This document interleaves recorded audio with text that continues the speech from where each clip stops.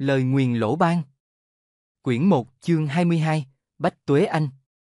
Để tránh xảy ra chuyện dâm loạn chốn hậu cung, tất cả những nam giới phục dịch trong cung đều bị thiến, và phần nhiều đều bị thiến theo kiểu cắt bỏ bộ phận sinh dục, nhưng nam giới sau khi bị thiến đa phần cơ thể rất nặng mùi, hình thù xấu xí, bởi vậy đã xuất hiện một số cách thiến khác như thiên im, bẩm sinh không có bộ phận sinh dục, châm im, dùng kim, dược im, dùng thuốc, lạc im, thắt dây. Cung sự Hán vì có ghi chép, vì nội cung có người tí hon, có thể mua vui, có thể cho giao đấu, hầu hạ trong đệm trướng, không gây rối loạn luân thường đạo lý. Còn trong Y Hán cung ngoại lục vì có viết, người tí hon được nuôi trong cung, đàn bà trong cung rất thích. Sau chuyện ô uế bại lộ, trong cung đuổi hết người tí hon đi. Một bộ sách ghi lại những bí mật trong cung cấm của nhiều triều đại, tác giả là Liễu Minh Sơn Nhân, không rõ thân phận cụ thể, cũng không rõ là người thời nào.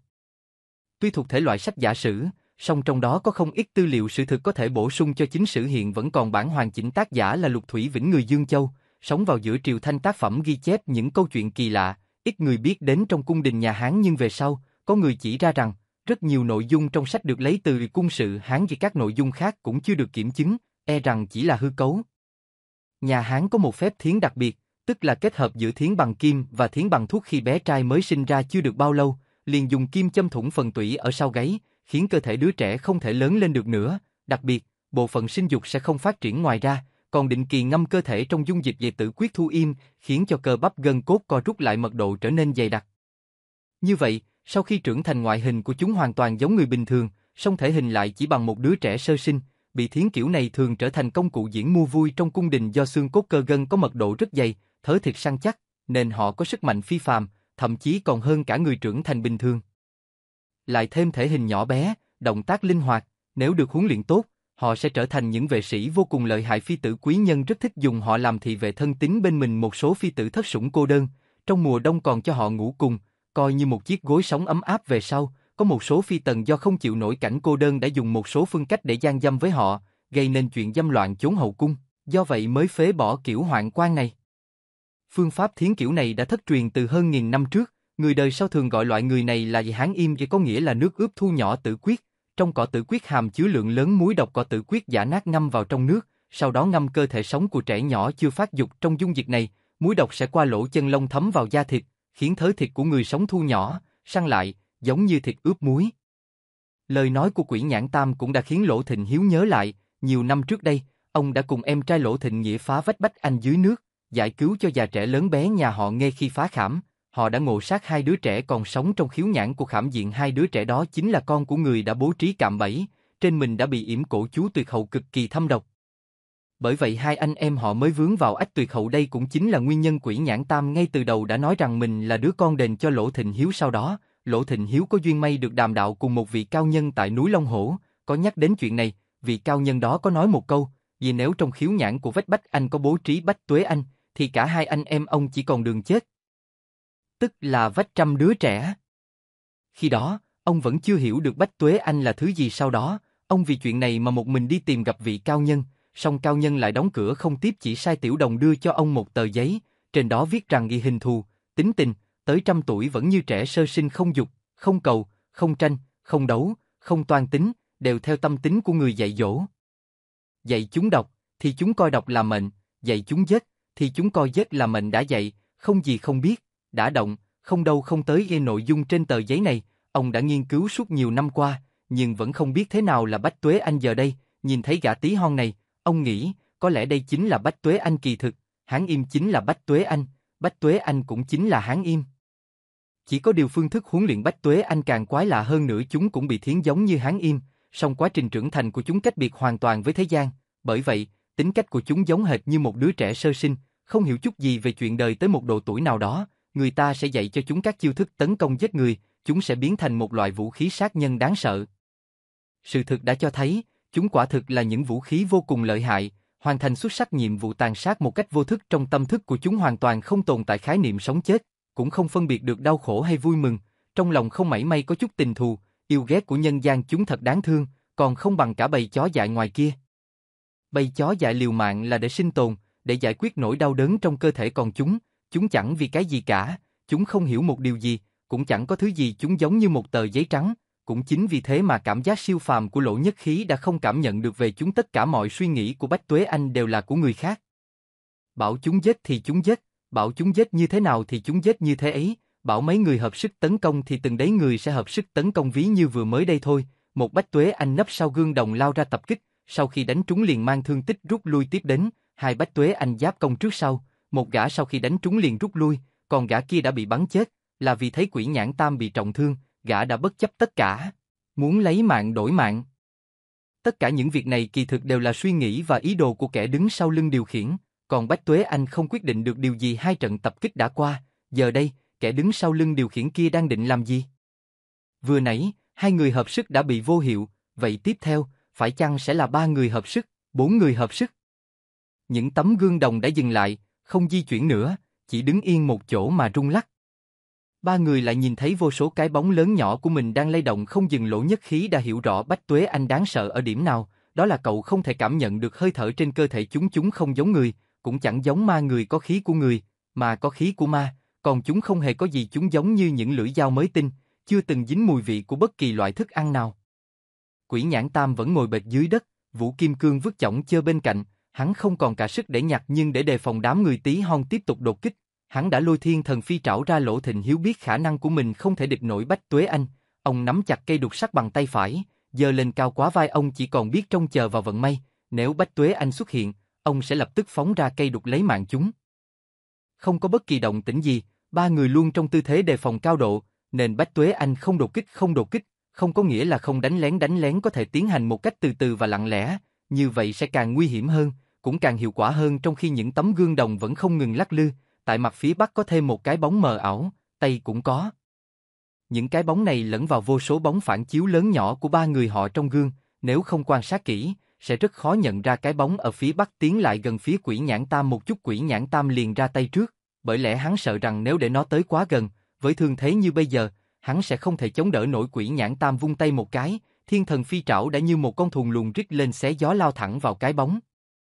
Chỉ nghe ê choa nghe một tiếng vang dội, Phi Trảo đã đập phải một mặt gương. Cái bóng không phải là Bách Tuế Anh, chỉ là một trong những chiếc bóng phản chiếu trong gương mà thôi. Quỷ Nhãn Tam phát hiện ra mình đánh lầm, lập tức lắc tay một cái, Thiên Thần Phi Trảo như dao long quay đầu, bay vụt sang phía nam. Hắn biết, nếu phía bắc chỉ là cái bóng, thì người thực hẳn sẽ ở phía nam.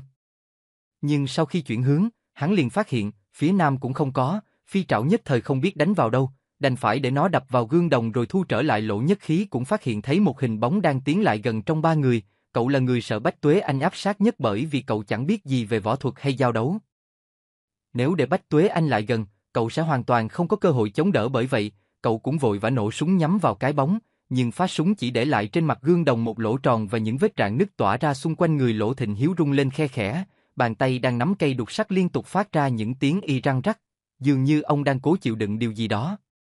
Nhưng Lỗ Nhất Khí và Quỷ Nhãn Tam đều không hề hay biết, bởi lẽ hai người đang tập trung toàn bộ tâm lực vào việc phòng bị Bách Tuế Anh. Lỗ Nhất Khí quay đầu nhìn vào cái lỗ tròn do phát đạn để lại trên tấm gương, đột nhiên, cậu cảm thấy nó có chút gì tương tự với nguyên lý tạo ảnh qua lỗ nhỏ gì mà cậu đã được học trong giờ vật lý. Khẩu súng chỉ còn lại một viên đạn, cậu không kịp lắp thêm đạn mới, mà đứng phắt dậy, tìm ra vị trí chân của cái bóng trên gương, lấy đó làm khởi điểm, tính toán ra đường đi đại khái theo các đường thẳng cho tới phía trên tấm gương trước mặt. Súng đã nổ, đạn cũng đã trúng, viên đạn vẫn bắn vào tấm gương đồng, có khác ở chỗ quanh lỗ thủng trên tấm gương này không có vết rạn nứt tỏa ra. Sau tiếng súng nổ, từ sau tấm gương đồng vọng ra tiếng va đập nặng nề của một vật thể xuống mặt đất. Cậu nhìn về vừa phát ra tiếng động, là thi thể của một Bách Tuế Anh. Cùng lúc đó, trên tấm gương ở phía đông cũng bớt đi một cái bóng. Phán đoán của cậu đã chính xác, phương pháp cũng rất chuẩn xác. Giờ đây, cậu chỉ cần lắp đầy đạn vào ổ súng và tiếp tục bắn. Nhưng tới nước này, đối thủ đương nhiên cũng biết đã không thể đánh lén được nữa. Quan trọng nhất là không được để cho Lỗ Nhất Khí có thời gian nạp đạn. 4 tấm gương đồng đột ngột mở ra cùng một lúc, tựa như 4 cánh cửa, và 4 gã Bách Tuế Anh đang trong tư thế treo ngược lao bổ từ trên xuống. Bách Tuế Anh vừa lao ra, phi trảo trong tay Quỷ Nhãn Tam cũng lập tức bay lên, khi giật sợi xích lại, tay hắn cảm giác có thứ gì đó mềm mềm, quả đúng là đã chụp được một gã Bách Tuế Anh. Nhưng gã Bách Tuế Anh chỉ lắc người một cái, đã lẫn ngay vào sau tấm gương đồng, kéo theo đầu kia của phi trảo, giữ chặt không buông. Quỷ Nhãn Tam lại bị gã Bách Tuế Anh lôi giật ngược mà phải đứng bật dậy. Lỗ Nhất Khí biết rõ sức mình không thể chống đỡ nổi một đòn của Bách Tuế Anh, nên cậu vội né sang một bên, cắm khẩu súng vào trong túi áo, thuận tay nhặt Vũ Kim Cương lên. Bách Tuế Anh có thần kỳ tới đâu đi nữa cũng không thể đổi hướng ngay trên không, bởi vậy, đến khi hắn đáp được xuống đất để xoay mình lại, giữa gã và Lỗ Nhất Khí đã bị ngăn cách bởi một cây dù thép kiên cố. Lỗ Thịnh Hiếu vẫn đứng nguyên ở đó, ông chỉ từ từ ngẩng đầu lên, đó là một khuôn mặt đã biến dạng khủng khiếp, sắc mặt xanh lét, hai mắt đỏ ngầu. Nếu là người thường, khi nhìn thấy bộ mặt đó, chắc chắn sẽ phải khiếp sợ mà thoái lui, song kẻ đang lao tới lại là Bách Tuế Anh, chúng không biết thế nào là sợ hãi, chúng chỉ có mục đích duy nhất, lao xuống và giết. Lỗ Thịnh Hiếu đột nhiên cử động, đẩy mạnh cây đục trong tay lên phía trên, đỡ được hai cây côn đang giáng xuống. Bốn cẳng chân của hai gã Bách Tuế Anh đồng loạt đá vào giữa ngực ông một cách thật lực và đều tăm tắp. Ông lùi liền 3 bước, hai gã Bách Tuế Anh nhảy bật lên lộn ngược trên không trung rồi đáp xuống đất cách đó vài bước. Quỷ Nhãn Tam và gã Bách Tuế Anh phía sau tấm gương vẫn đang giằng co phi trảo, song xem chừng sức hắn đã không thể trụ nổi. Lỗ Nhất Khí vẫn đang chặn Bách Tuế Anh bằng vũ kim cương, hai người hết xoay trái lại xoay phải, giống như chơi trò bịt mắt bắt dê. Lỗ Thịnh Hiếu gầm lên một tiếng dữ tợn, quét ngang cây đục sắt trong tay hai gã Bách Tuế Anh không đón đỡ, mà lùi lại phía sau một bước. Quỷ Nhãn Tam vẫn đang cố giằng co, nhưng bàn chân hắn đã dần trượt về phía gương đồng. Lỗ Nhất Khí đang vừa lùi vừa chặn, gã Bách Tuế Anh đã không xoay chuyển theo cậu nữa, gã đã nghĩ ra cách khác đơn giản hơn. Không chạm được vào Lỗ Nhất Khí, gã liền dùng khúc côn trong tay đập từng nhát thật mạnh lên mặt dù, khiến Lỗ Nhất Khí không đỡ nổi, liên tục thoái lui. Lỗ Thịnh Hiếu đột ngột xoay người, lao nhanh phía gã Bách Tuế Anh đang truy kích Lỗ Nhất Khí, cây đục sắt trong tay ông giáng thẳng xuống đỉnh đầu gã. Không ai có thể ngờ được thân thủ của Lỗ Thịnh Hiếu lại mau lẹ đến thế, kể cả bọn Bách Tuế Anh. Gã Bách Tuế Anh chỉ kịp né đầu sang một bên, cây đục đã đập mạnh ống vai, khiến gã loạng choạng vài bước, rồi thuận thế lăn tròn trên đất, lẫn vào sau tấm gương đồng phía đông. Hai gã Bách Tuế Anh còn lại lập tức nhân cơ hội này đồng loạt lao bổ đến sau lưng Lỗ Thịnh Hiếu. Lỗ Thịnh Hiếu lại gầm lên một tiếng, vung ngược cổ tay phi cây đục sắt ra. Lần này, cây đục đã bay xuyên qua bắp đùi bé xíu của một trong hai gã Bách Tuế Anh, rồi rơi xuống đất. Gã Bách Tuế Anh bị trúng thương ngã sóng xoài, nhưng vừa chạm đất, gã lập tức vùng dậy, kéo lê theo cẳng chân bị xuyên thủng đẫm máu, bò vội về phía sau tấm gương đồng phía đông. Sau khi phi cây đục sắt khỏi tay, Lỗ Thịnh Hiếu lập tức lạng người sang bên, tránh được cây côn của gã Bách Tuế Anh còn lại. Ông vung tay chộp trúng hai vai của Bách Tuế Anh, giật rách tung một nửa số quần áo trên người gã. Thế nhưng sau đó, hai tay của Lỗ Thịnh Hiếu không hề dừng lại hay biến chiêu, mà vẫn tiếp tục giằng giật cào xé một cách điên cuồng, đám quần áo nát vụn bay tung như một đàn bươm bướm. Gã Bách Tuế Anh vội vàng lẫn trốn, hoàn toàn không có ý định đánh trả. Gã tuyệt nhiên không ngờ được rằng lại gặp phải cú trả đòn quyết liệt và điên cuồng đến thế. Khó khăn lắm gã mới chạy trốn được vào sau một tấm gương đồng với những vết thương rớm máu khắp mình. Lỗ Nhất Khí tận mắt chứng kiến toàn bộ sự việc, mới đầu cậu nghĩ rằng bác mình đúng là một bậc cao thủ, quả nhiên bản lĩnh phi phàm. Tuy tuổi đã cao, song phong độ không hề suy giảm, ít nhiều cũng có vài bí truyền. Song đến khi thấy ông cào cấu như điên dại gã Bách Tuế Anh cuối cùng, cậu bỗng cảm thấy có điều gì không ổn. Bác cậu lúc này dường như không còn giống con người nữa, mà như một con thú hoang đang lồng lộn điên cuồng. Gã Bách Tuế Anh đã chạy thoát, mà ông vẫn tiếp tục giằng xé những mảnh áo vụn trong tay. Đôi mắt lồi ra đỏ ngầu, miệng không ngừng phát ra những tiếng gầm gừ kỳ dị. Một lúc lâu sau, ông mới từ từ bình tĩnh trở lại, toàn thân rũ xuống như kiệt sức, ngồi phịch xuống đất. Mắt ông đã hết đỏ ngầu, nhìn về phía Lỗ Nhất Khí, ánh nhìn đầy đau đớn và tuyệt vọng. Những giọt mồ hôi to bằng hạt đậu nhỏ giọt trên trán ông, những giọt mồ hôi sau một trận kịch chiến quyết tử. Trong trận kịch chiến đó, không những ông đã hao tổn thể lực nghiêm trọng, mà còn phải trả giá bằng nỗi đau đớn khó tưởng tượng. Cú đạp trúng ngực của hai gã Bách Tuế Anh đã đánh gãy xương ức của ông, lại cộng thêm nỗi đau đớn dữ dội tại xương hông, vết thương tại đó đã càng trở nên nghiêm trọng. Sau trận chiến vừa qua, ông cảm giác những vết rạn trên xương càng lan rộng và kéo dài thêm nữa. Quỷ Nhãn Tam đã bị lôi tới trước tấm gương đồng, hắn đã có thể nhìn rõ mồn một con mắt duy nhất của mình phản chiếu trong gương, trong đó tràn đầy tuyệt vọng.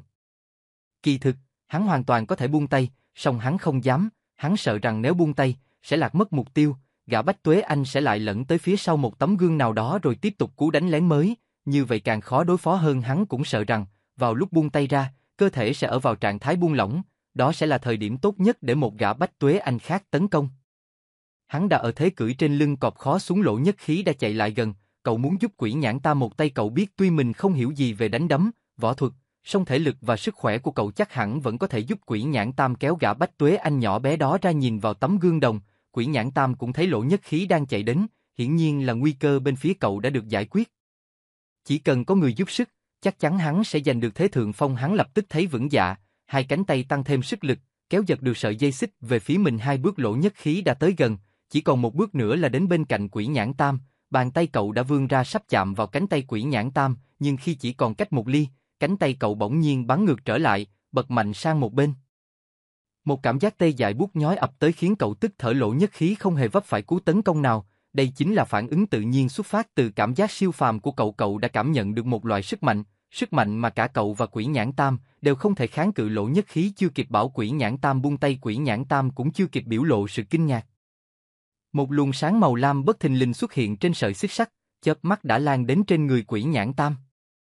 Luồng sáng gay gắt đến chói mắt, phát những tiếng nổ lẹt xẹt, bao bọc quanh sợi xích và Quỷ Nhãn Tam giống như những làn sóng xanh lam đang uốn lượn lập lòe. Hai chân Quỷ Nhãn Tam như bị đóng đinh xuống đất, toàn thân rung lên bần bật, trên người bốc ra một làn khói trắng. Ánh sáng trong toàn bộ mắt cá dương liên tục chập chờn, lúc sáng lúc tối, khiến bộ dạng của Quỷ Nhãn Tam càng trở nên quái đản. Quỷ Nhãn Tam y hự lên một tiếng, toàn thân bắn lên cao, rồi rơi phịch xuống bên chân Lỗ Nhất Khí. Ánh sáng trong phòng bỗng tắt phục, một lúc lâu sau vẫn chưa thấy sáng trở lại. Lỗ Nhất Khí biết mình đã lầm, cậu cứ nghĩ rằng ở đây vẫn chưa có điện, nhưng nhìn tình trạng thê thảm của Quỷ Nhãn Tam, rõ mười là hắn đã bị điện giật. Không ngờ đối thủ đã dẫn cả điện vào trong khảm diện này, làm nút Quỷ Nhãn Tam giống như vừa bị thiêu sống, cơ thể bốc lên mùi cháy khét, con mắt duy nhất của hắn vẫn mở trừng trừng. Có lẽ tới lúc chết, hắn vẫn chưa hiểu được mình đã sa vào nút gì. Mùi khét lẹt đã giúp Lỗ Nhất Khí nhanh chóng tìm ra Quỷ Nhãn Tam trong bóng tối. Cậu vội và kiểm tra hơi thở và mạch đập của Quỷ Nhãn Tam, đều không có bất cứ phản ứng nào. Xem ra Quỷ Nhãn Tam đã chết thật rồi. Lẽ nào Quỷ Nhãn Tam đã chết thật rồi ư? Lỗ Nhất Khí đặt Quỷ Nhãn Tam nằm ngay ngắn trên đất, vội và tháo bỏ chiếc thắt lưng da bò trên người hắn, bắt đầu thao tác cấp cứu. Đúng là cậu đã học được rất nhiều kiến thức từ trường Tây học, như giờ đây, cậu đang tiến hành hồi sức cấp cứu cho Quỷ Nhãn Tam.